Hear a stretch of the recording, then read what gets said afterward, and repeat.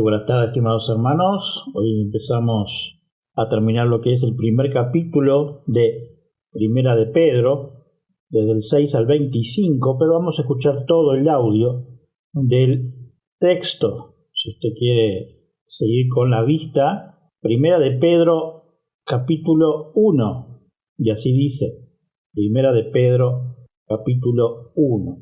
Bienvenidos amigos a este tiempo tan especial donde leemos juntos la palabra de Dios.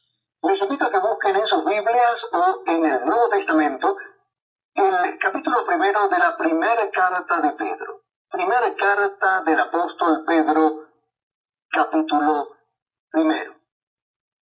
Dice así la palabra de Dios. Estamos leyendo en la primera carta de Pedro, capítulo 1. Pedro, apóstol de Jesucristo, a los expatriados de la dispersión en el Ponto, Galacia, Capadocia, Asia y Bitinia, elegidos según la presciencia de Dios Padre en santificación del Espíritu, para obedecer y ser rociados con la sangre de Jesucristo, gracia y paz os sean multiplicadas. Bendito el Dios y Padre de nuestro Señor Jesucristo, que según su grande misericordia nos hizo renacer para una esperanza viva por la resurrección de Jesucristo de los muertos, para una herencia incorruptible, incontaminada e inmarcesible, reservada en los cielos para vosotros, que sois guardados por el poder de Dios mediante la fe, para alcanzar la salvación que está preparada para ser manifestada en el tiempo postrero, en lo cual vosotros os alegráis, aunque ahora por un poco de tiempo, si es necesario, tengáis que ser afligidos en diversas pruebas, para que sometida a prueba vuestra fe, mucho más preciosa que el oro, el cual, aunque perecedero se prueba con fuego, sea hallada en alabanza, gloria y honra cuando sea manifestado Jesucristo, a quien amáis sin haberle visto, en quien creyendo, aunque ahora no lo veáis, os alegráis con gozo inefable y glorioso, obteniendo el fin de vuestra fe, que es la salvación de vuestras almas. Los profetas que profetizaron de la gracia destinada a vosotros, inquirieron y diligentemente indagaron acerca de esta salvación, escudriñando qué persona y qué tiempo indicaba el Espíritu de Cristo que estaba en ellos, el cual anunciaba de antemano los sufrimientos de Cristo y las glorias que vendrían tras ellos. A estos se les reveló que no para sí mismos, sino para nosotros, administraban las cosas que ahora os son anunciadas por los que os han predicado el Evangelio por el Espíritu Santo enviado del cielo, cosas en las cuales anhelan mirar los ángeles. Por tanto, ceñid los lomos de vuestro entendimiento, sed sobrios y esperad por completo en la gracia que se os traerá cuando Jesucristo sea manifestado. Como hijos obedientes, no os conforméis a los deseos que antes teníais estando en vuestra ignorancia, sino como aquel que os llamó es santo, sed también vosotros santos en toda vuestra manera de vivir, porque escrito está, sed santos porque yo soy santo. Y si invocáis por Padre aquel que sin acepción de personas juzga según la obra de cada uno, conducíos en temor todo el tiempo de vuestra peregrinación, sabiendo que fuisteis rescatados de vuestra vana manera de vivir, la cual recibisteis de vuestros padres, no con cosas corruptibles como oro o plata, sino con la sangre preciosa de Cristo, como de un cordero sin mancha y sin contaminación, ya destinado desde antes de la fundación del mundo, pero manifestado en los postreros tiempos por amor de vosotros, y mediante el cual creéis en Dios, quien le resucitó de los muertos, y le ha dado gloria, para que vuestra fe y esperanza sean en Dios, habiendo purificado vuestras almas por la obediencia a la verdad mediante el Espíritu, por el amor fraternal no fingido, amaos unos a otros entrañablemente, de corazón puro, siendo renacidos, no de simiente corruptible, sino de incorruptible, por la palabra de Dios que vive y permanece para siempre. Porque toda carne es como hierba, y toda la gloria del hombre como flor de la hierba. La hierba se seca y la flor se cae, mas la palabra del Señor permanece para siempre. Y esta es la palabra que por el Evangelio os ha sido anunciada. Hemos escuchado, leído todo el capítulo 1 de Primera de Pedro. Vivir como si hubiera nacido de nuevo, parte 3. Oremos. Señor, te damos gracias una vez más por poder estudiar tu palabra y gracias por todo, Señor, lo que has hecho en nuestras vidas en esta semana. Señor, danos sabiduría e inteligencia para entender las Escrituras. Amén. Hemos leído el texto completo, pero vamos a analizarlo solamente desde el 6 al 25 y en su primera, desde el 6 al 9, que dice: en lo cual vosotros alegréis, aunque ahora por un poco de tiempo, si es necesario, tengáis que ser afligidos en diversas pruebas, para que sometida a prueba vuestra fe, mucho más precioso que el oro, el cual, aunque perecedero, se prueba con fuego, sea hallada en la alabanza, gloria y honra cuando sea manifestado Jesucristo, a quien amáis sin haberle visto, en quien creyendo, aunque ahora no lo veáis, os alegráis con gozo inefable y glorioso, obteniendo el fin de vuestra fe, que es la salvación de vuestra salva. Hoy en tiempos modernos las máquinas están a la vanguardia, pero años de nuestros abuelos no lo era así, y de igual forma se trabajaba y tenía la ganancia del fruto de buena calidad para que la familia se sobreviviera y llevar su legado a las futuras generaciones. En la cosecha de aceituna era todo a mano, las uvas o las frutas. En la aceituna, luego de poner en canastas, se molía las aceitunas quedando como una pasta en un molino. Luego la prensaba con grandes piedras firmes y chatas para extraer el aceite de olivo. Así nos hace el Señor en nosotros, aquellos elegidos. Sí, hermano, sé que nosotros no somos una aceituna, es simplemente un ejemplo, pero el fin de esta aceituna es tener un aceite de olivo genuino, delicioso, sabroso y que conforta el paladar de todo su esplendor. Así es la vida de Cristo. Muchos tienen o viven una prueba sobre pruebas, pero el fin es capacitar para la soberanía y voluntad de Dios. Literalmente significa multicolor y se usaba para describir la piel de un leopardo, las vetas de diferentes colores del mármol o una túnica bordada, dice Heber en estos comentarios del versículo 6 al 9. En verdad, la fe es puesta a prueba. ¿Acaso alguien diría, tengo fe, pero nunca he tenido que creer en momentos difíciles? ¿Quién sabe si realmente fe, acaso alguien dirá, tengo mucha fe en Dios, pero nunca he tenido que usarla más allá de los asuntos cotidianos donde probablemente podría haber precisado de ella igual que de ella? ¿Es esto un honor para tu fe? ¿Crees que una fe así le dará gran gloria a Dios o de reportar gran responsabilidad? Si es así, estoy muy equivocado, dice Spurgeon.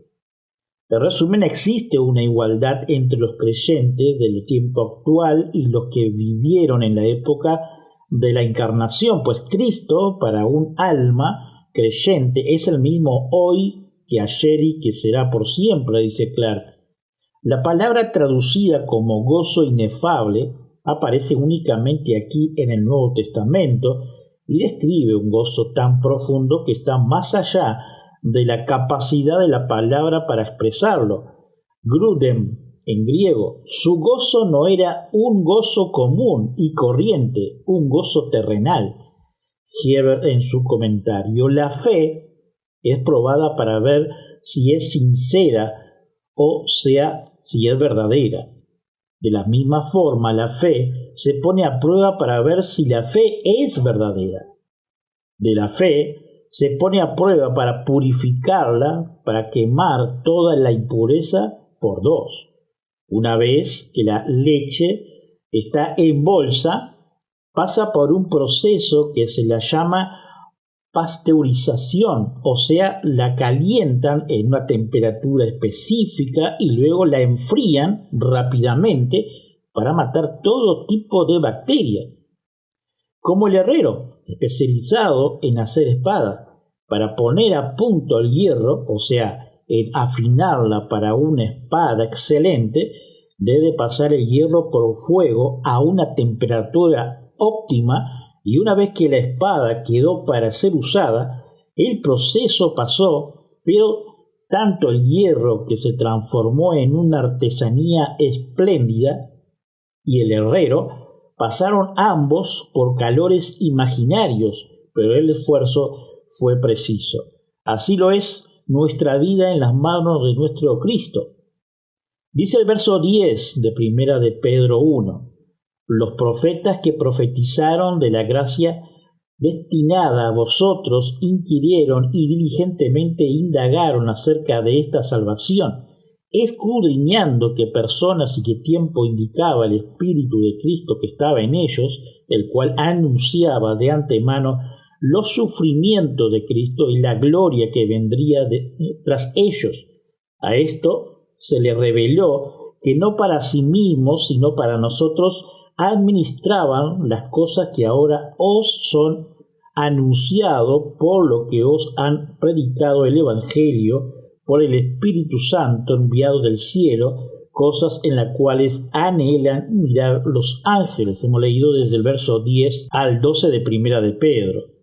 Ya desde el Antiguo Testamento las profecías o los profetas hablaban y profetizaban, valga la redundancia, de que en el nuevo pacto venidero o de Cristo el Mesías, pero todo esto era una antesala por medio del Espíritu de Cristo, anunciando su venida. Hermanos, quizá usted no se dé cuenta, pero los profetas, cada uno de los Antiguos Testamentos, al dar cada profecía, sabía que esto perjudicaría a los demás, y no solo a los hebreos, sino a los pueblos circundantes. Cada acción dada por el Espíritu de Dios a los profetas no solo afecta en lo físico y material, en el tiempo que lo dieron los profetas, afectarían en la obediencia de los ángeles en la conducta del hombre. Vamos a ver ahora varios textos bíblicos que nos confirman. Efesios 3, 4 al 6 nos dice, reitero, Efesios 3, 4 al 6, si usted está anotando, leyendo lo cual podéis entender cuál sea mi conocimiento en el misterio de Cristo, dice el apóstol Pablo.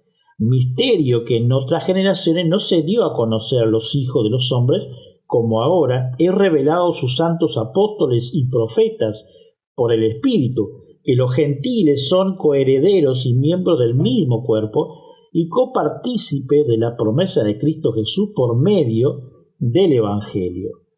Hemos leído Efesios 3, 4 al 6. Ahora, segunda de Timoteo 1:10 dice, pero que ahora ha sido manifestada por la aparición de nuestro Salvador Jesucristo, sigue hablando el apóstol Pablo, el cual quitó la muerte y sacó a luz la vida y la inmortalidad por el Evangelio. Segunda Timoteo 1:10. Alegría, hermanos míos, por la gloria herencia que está preparada para usted, inmaculada, incorrupta, perfectamente pura y por lo tanto para siempre, porque los elementos que producen la descomposición no están en ella, así nos dice Spurgeon. No tiene pecado y por tanto no tendrá fin. ¡Qué misericordia es el guardador por el poder de Dios!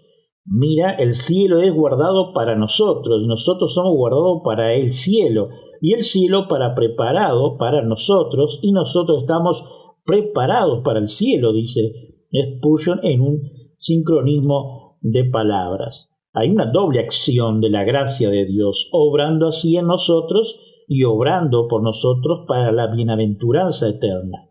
Oh juicio, dice Spurgeon, algunas personas no pueden comprender cómo un hombre puede regocijarse grandemente y sin embargo estar triste al mismo tiempo, pero hay muchas cosas en la expansión de un cristiano que no puede ser comprendido excepto por quienes las experimentan. Incluso ellos, Dios, muchos misterios que solo pueden expresarse mediante una paradoja. Hay quienes piensan que el pueblo de Dios nunca debe de tener un espíritu pesado, pero el apóstol dice: ahora, por un tiempo, si es necesario, estáis afligidos. Él no dice si es necesario estáis en muchas pruebas, pero si es necesario estáis en aflicción por múltiples pruebas, porque es necesario, es tanto para el espíritu deprimido como para la prueba misma, dice Spurgeon, y no concuerda bien el gozo con el objeto del mismo. Pablo dijo: gracias a Dios por su don inefable. Y Pedro, hablando del mismo Salvador, dice: en quien, aunque ahora no lo veis, creyendo os regocijéis con gozo inefable y lleno de gloria. Se pregunta si a veces encuentra en la Biblia una verdad que no puede comprender el todo, dice Spurgeon.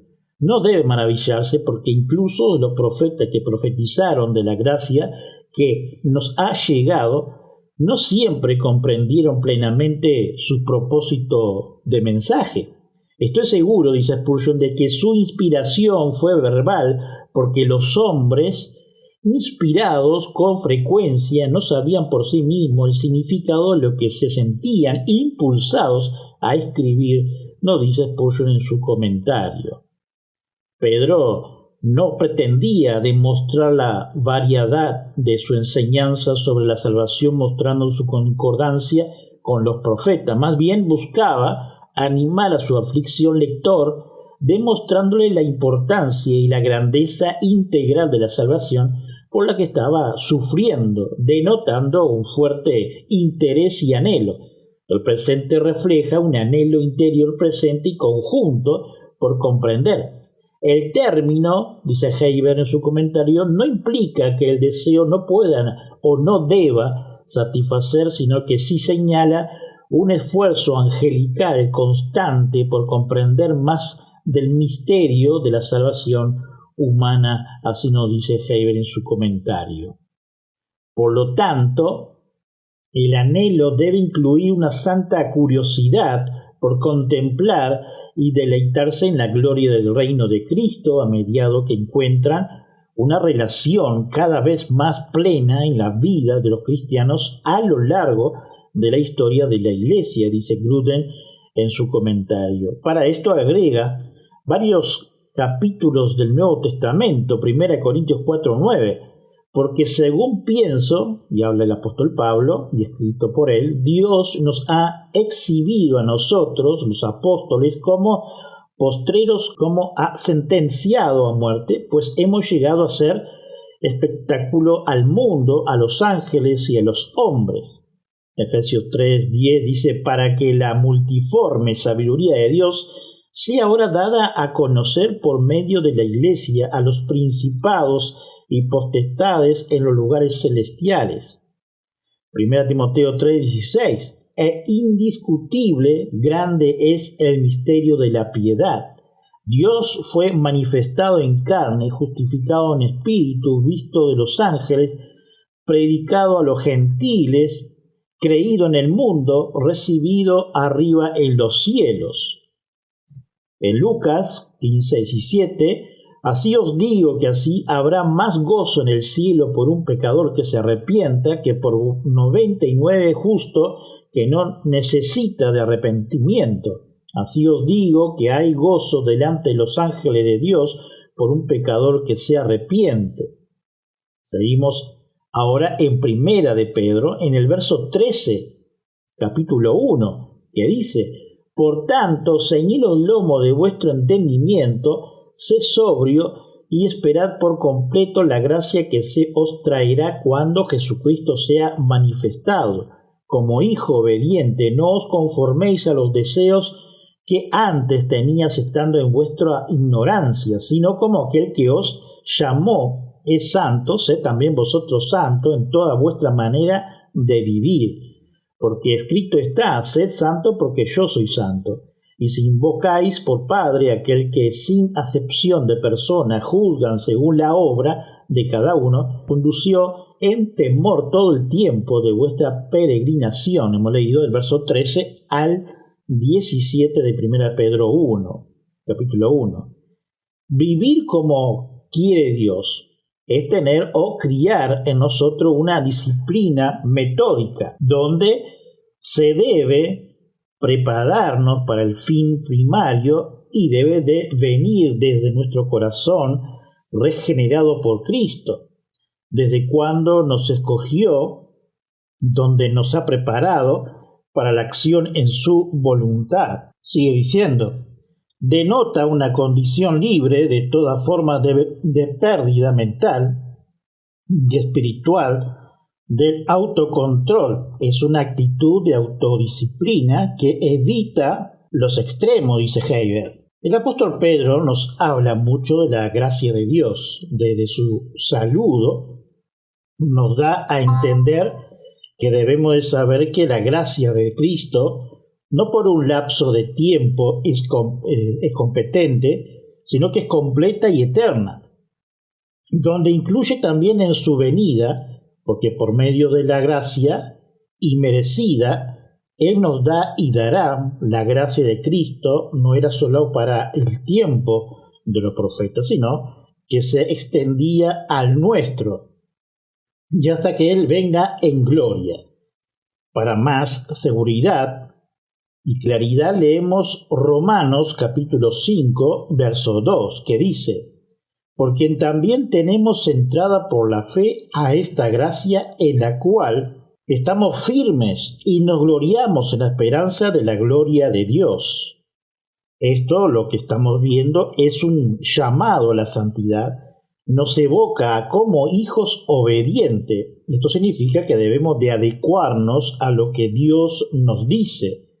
Nos recomienda que obedezcamos porque es lo adecuado para nuestra vida y desfasarse de este mundo, más allá de la pureza moral, que no es este el fin, sino que somos apartados de este mundo, de su moralidad carnal y natural. Aunque somos parte de este mundo, no olvidemos al apóstol Pablo, que convivía entre los presos, inclusivemente estuvo preso en custodia, y yendo más al final de la escritura bíblica al apóstol Juan.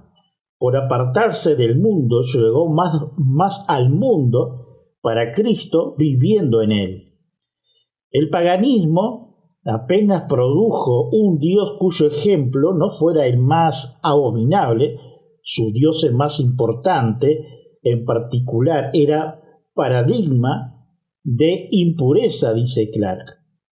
Ahora leamos los versos 18 al 21, casi llegando al final del capítulo 1 de Primera de Pedro. Sabiendo que fuiste rescatado de vuestra vana manera de vivir, la cual recibiste de vuestro Padre, no con cosa corruptible como oro o plata, sino con la sangre preciosa de Cristo, como de un cordero sin mancha y sin contaminación, ya destinado desde antes de la fundación del mundo, pero manifestado en los postreros tiempos por amor de vosotros, y mediante el cual creéis en Dios, quien le resucitó de los muertos y le ha dado gloria, para que vuestra fe y esperanza sean en Dios. El alto llamado a una vida piadosa cobra no solo sentido en la redención de Cristo, sino en la exposición del apóstol Pedro. Sabemos que fuimos rescatados por la sangre preciosa de Cristo, como un cordero sin mancha y sin contaminación, sin defecto. Así hemos leído nuevamente, y este es el Cristo, lo hizo por nosotros. Cristo diciendo, Padre, si quieres, pasa de mí esta copa, pero no sea mi voluntad, sino la tuya. Y se le apareció un ángel del cielo para fortalecerle, allí en Lucas 22, 42 al 43. Y al profeta mayor Isaías, en su capítulo 53, nos refiere del sacrificio del Mesías, de Cristo y su resurrección, donde en esto lo que vamos a leer, vamos a ver una antesala de lo que ya padeció Cristo y de lo que va a pasar. Vamos a leer Isaías 53. Acompáñenos, así usted... Isaías capítulo 53. ¿Quién ha creído a nuestro anuncio? ¿Y sobre quién se ha manifestado el brazo de Jehová? Subirá cual renuevo delante de él, y como raíz de tierra seca. No hay parecer en él ni hermosura. Le veremos más sin atractivo para que le deseemos. Despreciado y desechado entre los hombres, varón de dolores, experimentado en quebranto. Y como que escondimos de él el rostro, fue menospreciado, y no lo estimamos. Ciertamente llevó él nuestras enfermedades, y sufrió nuestros dolores, y nosotros le tuvimos por azotado, por herido de Dios y abatido. Mas él herido fue por nuestras rebeliones, molido por nuestros pecados. El castigo de nuestra paz fue sobre él, y por su llaga fuimos nosotros curados. Todos nosotros nos descarriamos como ovejas. Cada cual se apartó por su camino, mas Jehová cargó en él el pecado de todos nosotros. Angustiado él y afligido, no abrió su boca. Como cordero fue llevado al matadero, y como oveja delante de sus trasquiladores enmudeció y no abrió su boca. Por cárcel y por juicio fue quitado. ¿Y su generación quién la contará? Porque fue cortado de la tierra de los vivientes, y por la rebelión de mi pueblo fue herido. Y se dispuso con los impíos su sepultura, mas con los ricos fue su muerte. Aunque nunca hizo maldad, ni hubo engaño en su boca, con todo eso, Jehová quiso quebrantarlo, sujetándole a padecimiento. Cuando haya puesto su vida en expiación por el pecado, verá linaje, vivirá por largos días, y la voluntad de Jehová será en su mano prosperada. Verá el fruto de la aflicción de su alma y quedará satisfecho. Por su conocimiento justificará mi siervo justo a muchos, y llevará las iniquidades de ellos. Por tanto, yo le daré parte con los grandes, y con los fuertes repartirá despojos. Por cuanto derramó su vida hasta la muerte, y fue contado con los pecadores, habiendo él llevado el pecado de muchos y orado por los transgresores. Hemos leído el capítulo 53 de Isaías. Así nos dice Spurgeon en su comentario: no solo sean moral recto, veraz, sino sed santo. Ese es un logro muy alto, sed santo, y observe la razón de la obediencia al mantenimiento, porque yo soy santo. Los hijos deben ser como su padre. Hay muchos hijos que llevan en su propio rostro prueba de su filiación. Usted sabe quién fueron sus padres por la imagen que llevan los niños, o que siempre fuera así con todos los hijos de Dios. Sé santo porque yo soy santo. Ustedes están aquí solo por un tiempo. Son peregrinos, extranjeros, peregrinos que pasan por un país donde no tienen el lugar de permanencia. Por lo tanto, ten cuidado y hasta temeroso de llegar a ser como la gente entre la que habitan, tener un pavor santo de las contaminaciones del pecado. Pasa el tiempo, dice Spurgeon, de tu estadía aquí con temor. Jesucristo de entre los muertos, y este es nuestro gozo hoy. Este es uno de los hechos que está probado, más allá de toda duda, que Jesucristo, quien murió en la cruz y fue entregado en la tumba de José, realmente resucitó. Esta es la piedra angular de la fe cristiana, uno de los grandes hechos de lo que encontramos nuestra confianza en cuanto a la salvación por Jesucristo, dice Spurgeon. Ahora veamos los últimos versículos del 22 al 25 de Primera de Pedro 1.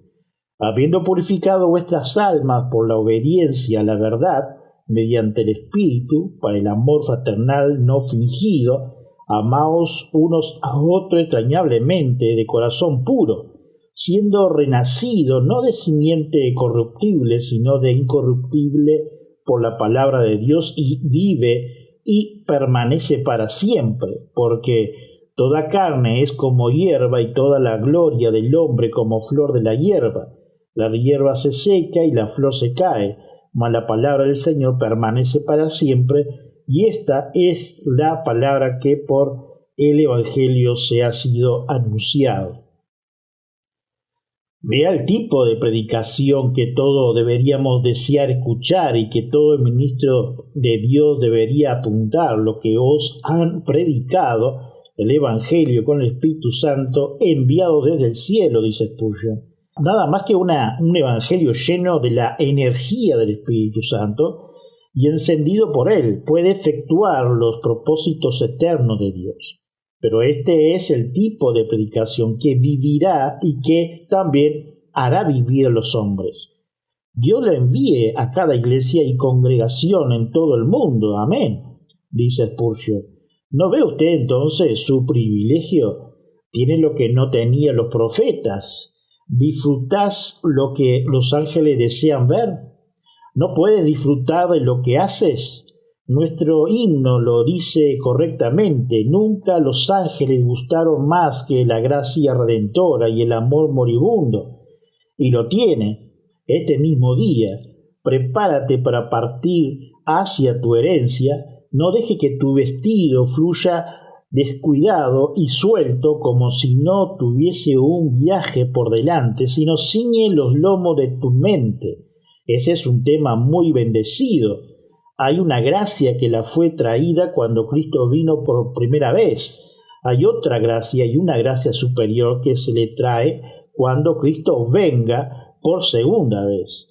Hasta esa segunda venida de Cristo, la iglesia en la tierra y en el cielo no se puede perfeccionar. Los cuerpos de los santos esperan en la tumba hasta que Él venga a resucitar, dice Spurgeon. Empiece el día tan esperado. Amanecer en estos reinos de la aflicción y pecado, porque esperamos tu aparición, oh Cristo. Vea su modelo, vea la copia, lo que va a escribir. ¿Estás muy lejos de eso? Inténtalo de nuevo, dice Spurgeon. Que el poder de Jesucristo descanse sobre ti, que aquel que nos ha llevado a la misma meta que hemos alcanzado continúe obrando en nosotros hasta que seamos como nuestro Señor mismo, dice Spurgeon, llegando al final de este capítulo, que para la próxima veremos la gloria y el deber del pueblo de Dios y terminamos orando. Señor, te damos gracias una vez más por este estudio, pero también por tu gran amor y misericordia, por permitirnos estudiar tu palabra, pero también, Señor, para que nos dé sabiduría e inteligencia para poner por obra. Señor, bendícenos los que estamos presentes, pero también aquellos que no han podido entrar al estudio, pero también, Señor, por la iglesia perseguida.